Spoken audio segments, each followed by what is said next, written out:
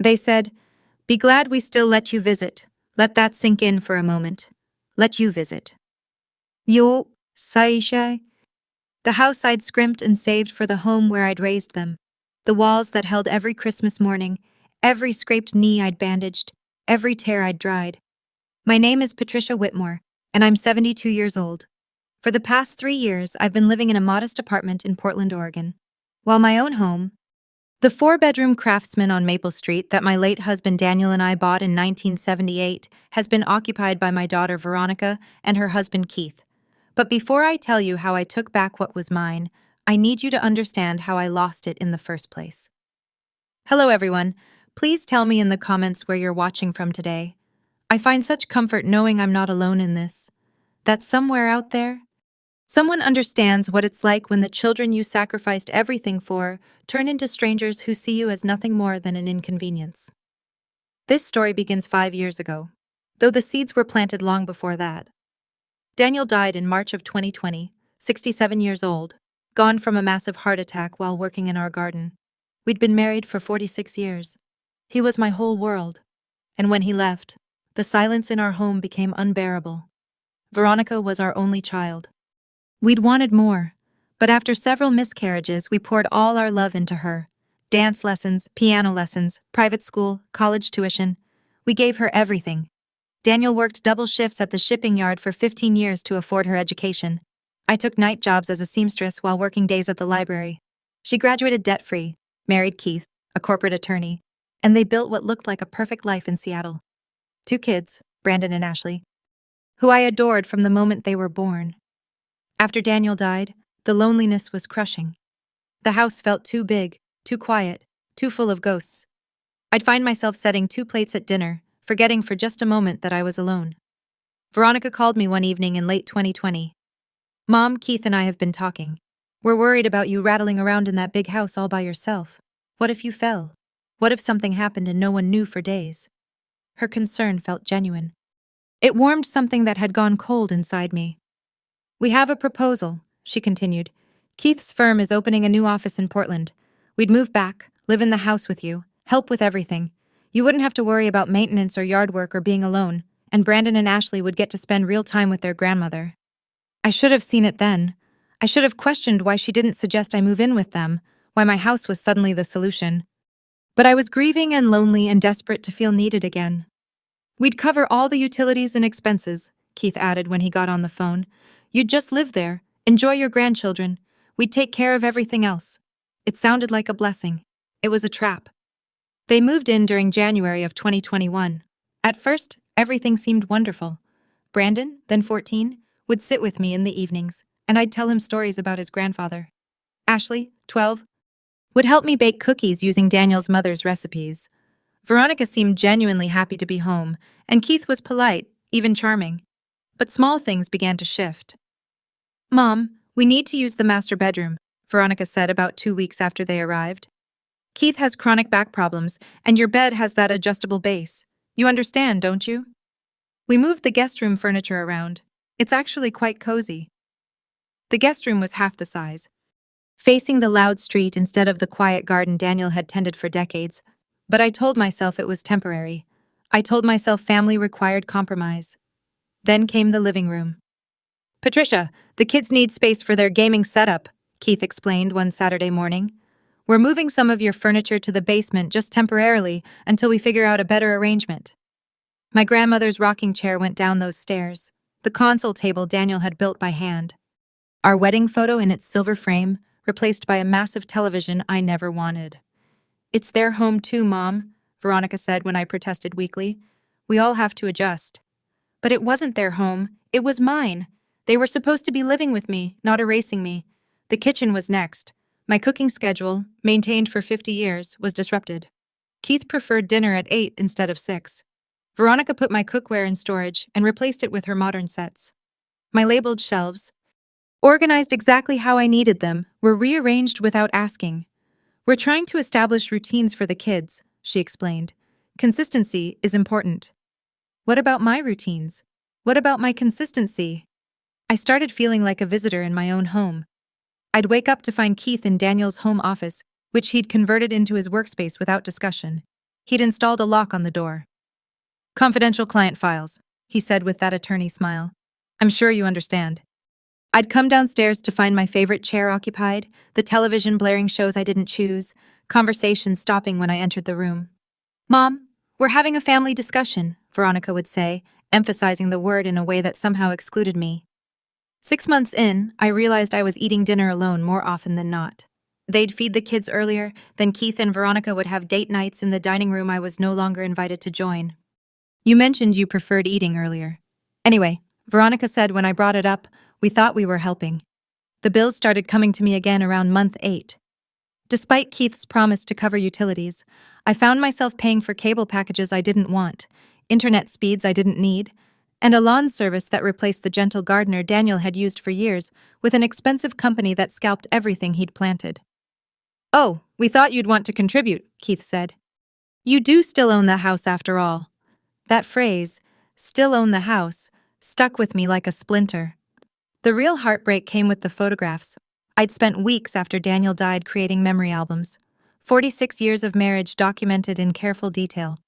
Our honeymoon in San Francisco, Veronica's birth, first days of school, Daniel teaching her to ride a bike, family vacations to Crater Lake, his retirement party.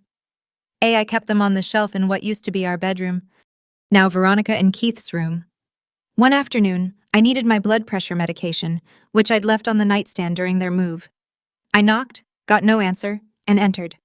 The albums were gone. I found Veronica in the kitchen. "Honey, where are the photo albums? The ones from the bedroom shelf?" She didn't even look up from her phone. "Oh, those. They were taking up so much space." I packed them in boxes in the attic. "The attic?" My voice cracked. "Those are my memories. My entire life with your father. Mom, you're being dramatic. They're safe. You can look at them anytime you want." But I couldn't. The attic was accessed through a pull-down ladder I could no longer climb safely. She knew that. Keith knew that. Those albums might as well have been on the moon. "Could you bring them down for me?" I asked. "Sure, when I have time. I'm swamped this week." She never had time. Not that week, not the next, not the month after that. My wedding photo disappeared from the hallway. "Ashley needed the frame for a school project," Veronica explained. The photo itself was nowhere to be found. Daniel's favorite armchair, the leather one he'd saved for months to buy, went to Goodwill. "It was falling apart, Mom. An eyesore." It wasn't falling apart. It was broken in, comfortable, smelling faintly of his aftershave. I'd been sitting in it every morning with my coffee, feeling close to him. "You should have asked me," I whispered. "We're trying to modernize the space," Keith interjected. "You'll adjust." His mother's china cabinet, the one she'd carried from Vermont in 1945, was moved to the garage. Temporary, they promised. It stayed there until water damage from a roof leak ruined half the pieces inside. "These things happen," Keith said with a shrug when I discovered it. "That's what insurance is for," except he never filed a claim. And those pieces, irreplaceable family heirlooms, ended up in the trash. I began to see what was happening. They weren't just taking space. They were erasing Daniel. They were erasing our history. They were transforming my home into theirs, piece by piece, memory by memory. I tried talking to Veronica one evening when Keith was working late. "Honey, I'm feeling a bit displaced," I began carefully. "This is still my home, and I'd appreciate being consulted before things are changed or removed." Her face hardened in a way I'd never seen before. "Mom, we moved our entire lives here to take care of you. We gave up our home in Seattle. Keith took a pay cut. The least you can do is be flexible about furniture." "I never asked you to give anything up," I said quietly. "No, you just guilted us with your loneliness," she snapped back. That hurt more than anything else she could have said. My friends noticed my absence before I did. Carol Jennings, my best friend for 30 years, called one Tuesday morning. "Pat, we missed you at book club again. That's 3 months in a row. Are you okay?" Was I? I couldn't remember the last time I'd left the house for something I wanted to do. "Veronica needed me to watch the kids," I said, though I wasn't entirely sure that was true. The excuse had become automatic. Every Tuesday for 3 months. Carol's skepticism was clear. "Patricia, what's really going on?" I wanted to tell her everything, how I'd become invisible in my own home. How my family had book club nights and movie nights and dinner parties I wasn't invited to.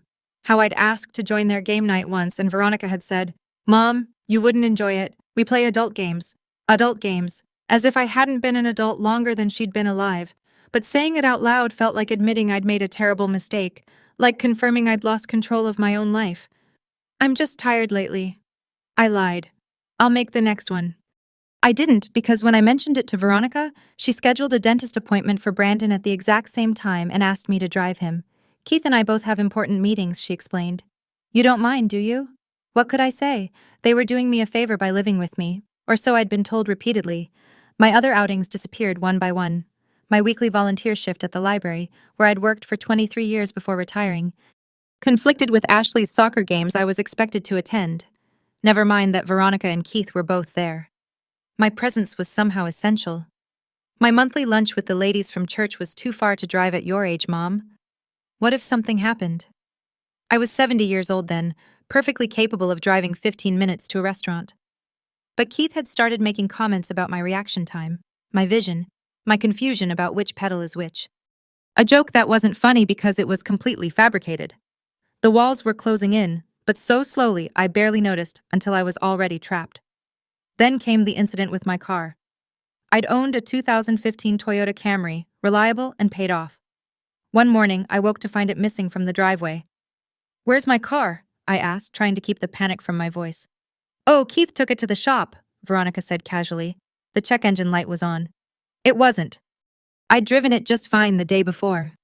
The car came back 2 days later with a list of necessary repairs totaling $3,800. Keith had already authorized the work. You're lucky we caught these issues, he said. The mechanic said you were driving a death trap. I'd had the car serviced 3 months earlier. Everything had been fine, but I paid the bill because what else could I do? 2 weeks later, Keith suggested I use their second car instead. We hardly drive it. And this way, you don't have to worry about maintenance. My car disappeared again, this time permanently. We sold it, Veronica admitted months later. You weren't using it anyway. The money from the sale never reached me. The shift from uncomfortable to unbearable happened over Thanksgiving 2023. I'd spent 3 days preparing Daniel's traditional feast, turkey with my mother's herb stuffing, cranberry sauce made from scratch, sweet potato casserole with the pecan topping, Daniel's favorite pumpkin pie. The kitchen smelled like every happy holiday we'd ever celebrated. Veronica's in-laws, Keith's parents, Robert and Diane were visiting from California. I'd met them twice before at Brandon's graduation and Ashley's confirmation. Pleasant enough people, though Diane had a way of looking at me that made me feel inspected. I set the dining room table with our good china, the pieces that had survived the garage, water damage, candles, fresh flowers from the garden, Daniel's mother's linen napkins I'd preserved for special occasions. Everyone gathered at 4 o'clock. I'd been cooking since dawn. Dinner's ready, I announced, carrying the turkey to the table with pride. That's when Keith stood at the head of the table, Daniel's place, the spot he'd occupied for 40 years of holiday meals, and raised his glass. Before we eat, I want to thank Veronica for opening her home to family this year. Her home, not our home, not my home, her home. I stood there, oven mitts still in my hands, and watched everyone toast my daughter for hosting Thanksgiving in my house, serving food I'd cooked. Mom, sit down, Veronica said, gesturing to a chair at the far end of the table. Not beside her, not in my usual spot next to where Daniel used to sit. At the end, squeezed between Brandon and the wall, Robert started carving the turkey. Daniel's job, my job after he passed. Apparently now his job. Diane complimented Veronica on the beautiful table setting. Thank you, Veronica said, not mentioning I'd done it. The dinner conversation flowed around me like I was a piece of furniture. Keith discussed his latest case. Robert talked about their yacht club. Diane mentioned their upcoming cruise to Alaska. You should join us, she said to Veronica and Keith. We'd love to have the whole family. I wasn't included in the whole family, apparently. Veronica's eyes lit up. That sounds wonderful, but we couldn't leave Mom alone for 2 weeks. Oh, I'm sure she'd manage, Diane said, waving a hand dismissively. She's lived alone before. Actually, I've been thinking, Keith said, setting down his fork. Patricia, maybe it's time we discuss some changes. The table went quiet. Everyone looked at me.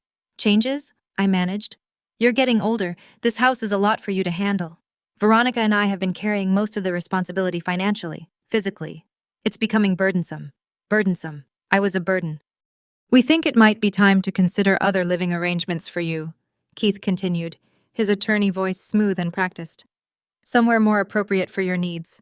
There are some excellent senior communities in the area. My hands began to tremble. You want me to move out of my house? It's not really about want, Veronica added quickly. It's about what's practical, what's best for everyone. If you're feeling what I felt at that moment, that crushing betrayal, that suffocating helplessness, please subscribe to this channel. Your support means everything, and it helps me share these stories that so many of us live through in silence. Best for everyone, I repeated, my voice barely above a whisper. Or best for you, Keith's expression hardened. I think we should discuss this privately, Veronica. Your mother is getting emotional. Getting emotional as if I didn't have every right to emotions when being told to leave my own home. No, I said, surprising myself with the firmness in my voice. If you're going to discuss my future, you'll do it with me present. Robert cleared his throat uncomfortably. Diane suddenly became very interested in her sweet potatoes. The kids had already disappeared to the living room, whether by design or luck. Mom, we've sacrificed a lot to be here, Veronica said. Keith's career took a hit with the transfer. We gave up our social circle, our community. We did this for you. I never asked you to. I said again, louder this time. You offered. You said you wanted to help to be close. Not once did anyone mention that I'd be expected to pay for that help by surrendering my home. Surrendering is a strong word, Keith interjected. We're talking about a natural transition. You'd sell the house, split the proceeds, use your share for a nice apartment or assisted living. I don't need assisted living. I'm 72, not 92. But you will eventually, Veronica pressed. And property values are excellent right now. If we wait too long, you might not get as much. And then where would that leave you? The logic was sound on the surface, but underneath I heard what they were really saying. We want our inheritance now. We're tired of waiting for you to die. This house isn't for sale, I said quietly. Keith exchanged a look with Veronica that I couldn't quite read. Patricia, be reasonable. You can't maintain this place alone. I'm not alone. You're here, remember? Taking care of everything as you promised. That arrangement has become untenable, Keith said. The lawyer fully present now. The financial strain, the time commitment, it's affecting our quality of life. Then move out, I said simply. Go back to Seattle. Find your own place in Portland. I'll manage fine on my own. The silence that followed was arctic. After everything we've done, Veronica's voice rose. After we uprooted our lives, moved here to take care of you, and this is the thanks we get. What exactly have you done? The question came out sharper than I intended, but 3 years of swallowed grievances were pushing their way up. You've taken my bedroom, my furniture, my car. You've made me feel like a guest in my own home. You've isolated me from my friends and erased every trace of your father. What part of that was taking care of me? We've kept you safe, Veronica shouted. We've kept you fed and housed and in my house. The words exploded from me. Fed with my Social Security and pension. Housed in the home my husband and I worked our entire lives to pay for. Robert and Diane excused themselves so quickly they nearly knocked over their chairs. The front door closed moments later. Keith stood slowly, deliberately. I think we all need to cool down. But Patricia, this conversation isn't over. We'll be making some decisions in the coming weeks. For everyone's sake, I hope you'll be cooperative. It was a threat wrapped in politeness. The week after Thanksgiving, the temperature in the house dropped to match the weather outside. Veronica stopped speaking to me except when necessary. Keith acted as if I didn't exist. The kids, sensing the tension, avoided me entirely. I spent most of my time in the small guest room that had become my prison, researching senior living facilities online because I wanted to understand what they were proposing. The costs were staggering, $3,000 to $5,000 monthly for basic apartments. More for any care services. My Social Security and pension totaled $4,200 a month. After a senior apartment, I'd have almost nothing left. Meanwhile, my house, the house I owned, free and clear, was worth approximately $700,000 in Portland's market. Sell it, split the proceeds, they'd get $350,000, I'd get $350,000, pour it into senior living, and burn through it in maybe 6 years. Then what? Then I'd be broke and dependent, exactly where they wanted me. I was thinking about this, staring at my laptop screen when I heard voices from downstairs. Keith's office door was open. Unusual since he kept it locked, and he was on a conference call. The property is in her name solely, he was saying. That's the complication. But given her age and increasing confusion, we might have grounds for conservatorship. My blood turned to ice. She's shown poor judgment with finances, he continued, and I nearly laughed at the audacity. I'd never had poor judgment with finances. I'd saved enough to own this house outright and maintain a comfortable retirement. I've documented several instances. We'd need a medical evaluation, but I'm confident we could demonstrate diminished capacity. Conservatorship. They were planning to have me declared incompetent. I'd read about this family members taking legal control of an elderly person's finances and decisions. It happened all the time, often with good intentions. But sometimes, like this, it was financial abuse dressed up as concern. They'd control my assets. They could sell my house without my consent. They could decide where I lived, how my money was spent. I'd become a legal child, powerless in every way that mattered. I grabbed my purse and coat and left the house as quietly as possible. Carol answered her door within seconds of my knock. Pat, I was just thinking about, good Lord, what's wrong? Everything spilled out. 3 years of humiliation, isolation, and manipulation. The Thanksgiving ultimatum, the conservatorship plan I'd overheard. She listened without interrupting, her expression growing darker with each revelation. They're trying to steal your house, she said flatly when I finished. They're my family, I protested weakly, though I no longer believed it myself. No, honey. Family doesn't do this. Thieves do this. Sophisticated, patient thieves, but thieves nonetheless. She made coffee and we sat at her kitchen table. The same table where we'd shared countless conversations over the years. What are my options? I asked. Well, you could wait for them to file for conservatorship and fight it, but that's expensive, stressful, and not guaranteed. Or, she paused, considering, or you could beat them at their own game. How? You own the house. You can evict them. You can sell it yourself. You can take back control before they take it from you. Could I? After everything, did I have the strength? Carol reached across the table and gripped my hand. Patricia Whitmore, I've known you for 30 years. You raised a daughter alone while Daniel worked double shifts. You beat breast cancer in your 50s. You nursed your husband through his final heart attack, staying strong until the very end. You are not powerless. Her words sparked something I thought had died. I didn't go back to the house that night. Carol insisted I stay with her, and I was grateful. For the first time in 3 years, I slept soundly. The next morning, I called Margaret Chen, an attorney I'd known from my library volunteer work. She'd helped me with Daniel's estate and had always been direct and trustworthy. Patricia, tell me everything, she said when I arrived at her office. I did. 3 years compressed into 30 minutes of documentation. I'd started keeping emails, texts, the bills I'd paid despite Keith's promises, the repair invoice for my car, everything I could gather. Margaret's jaw tightened as she reviewed the materials. This is financial elder abuse, textbook case. Can they really get conservatorship? They can try, but you're clearly competent managing your own affairs. No cognitive issues. Any judge would see through it, especially with this documentation of their financial manipulation. She tapped the stack of papers. But the process would be hell for you. Expensive, invasive, stressful. Better to make it unnecessary. How? You evict them. Formal. Legal eviction.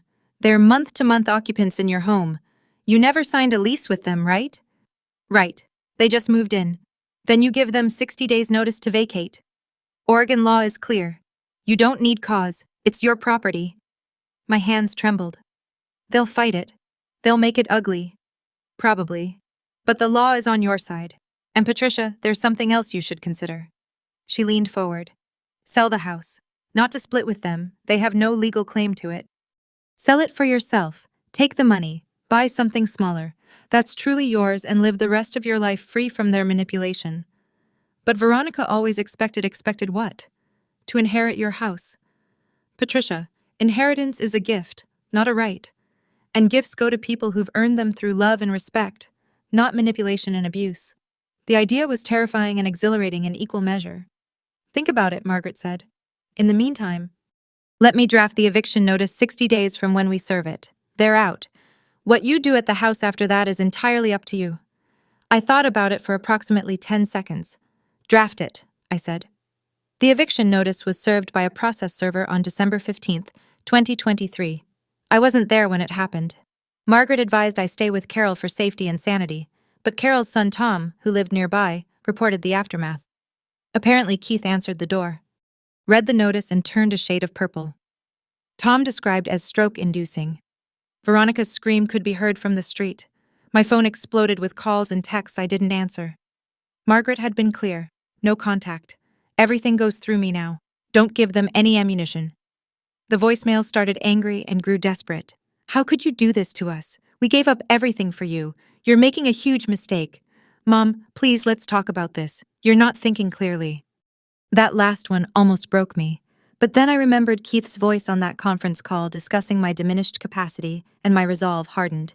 They had 60 days. I started making other plans.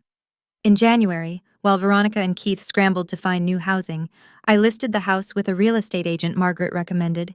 The market was competitive. We had 3 offers within a week, all above asking price. I accepted the highest, $745,000. Veronica found out through the lockbox on the front door. She called me directly, bypassing Margaret's instructions. Mom, please, can we just talk face to face? Against my better judgment and Margaret's advice, I agreed to meet her at a coffee shop. Neutral ground. She looked terrible, thinner, dark circles under her eyes, her hair unwashed. Part of me, the mother part that never fully dies, wanted to comfort her. Mom, I'm sorry. She started crying immediately. We handled everything wrong. Keith pushed too hard, too fast. I should have protected you instead of going along with him. Yes, you should have.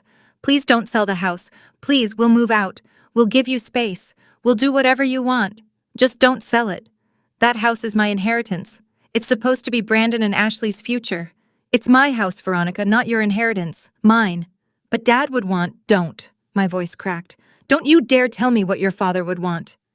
Daniel would be horrified by what you've done. He worked himself to exhaustion to give you opportunities. And this is how you honor him? By trying to steal from his widow? We weren't stealing. We were trying to help manage. You were trying to manage me out of my own life. I slammed my coffee cup down, sloshing liquid onto the table. You took my bedroom, my furniture, my car, my memories of your father. You isolated me from my friends. You made me feel like a burden in my own home. And then you planned to have me declared incompetent so you could take everything legally. Her face went white. You heard that? I heard it. Keith discussing conservatorship like I was already dead. Mom, that wasn't— He was just exploring options to steal my autonomy and my assets. Don't pretty it up, Veronica.